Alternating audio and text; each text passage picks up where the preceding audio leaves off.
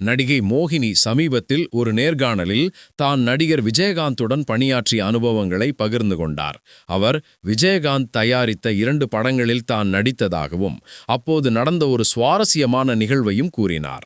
மோகினி முதன்முதலாக விஜயகாந்தை சந்தித்தபோது ஆங்கிலத்தில் பேசியிருக்கிறார். ஏனெனில் விஜயகாந்துக்கு ஆங்கிலத்தில் பேசுவது பிடிக்காது என்பது அப்போது அவருக்கு தெரியாது. மோகினி ஆங்கிலத்தில் பேசத் தொடங்கியதும் விஜயகாந்த் உடனடியாக அதை ஏன் தமிழில் சொல்லக்கூடாது, நீ ஒரு தமிழ் பெண் தமிழில் பேசாமல் ஆங்கிலத்தில் பேசுகிறாய் என்று மென்மையாக கண்டித்துள்ளார். விஜயகாந்தின் இந்த எதிர்வினை மோகினிக்கு மிகவும் ஆச்சரியமாக இருந்தது.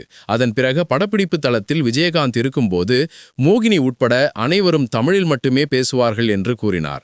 விஜயகாந்த் தமிழ் மொழி மீது வைத்திருந்த பற்றையும் அவர் தமிழ் மொழிக்கு அளித்த முக்கியத்துவத்தையும் இந்த நிகழ்வு எடுத்துக்காட்டுகிறது. மோகினியின் இந்த பகிர்வு விஜயகாந்த் திரைத்துறையில் மட்டுமல்லாமல் தனிப்பட்ட வாழ்விலும் தமிழ் மொழிக்கு எவ்வளவு முக்கியத்துவம் கொடுத்தார் என்பதை உணர்த்துகிறது.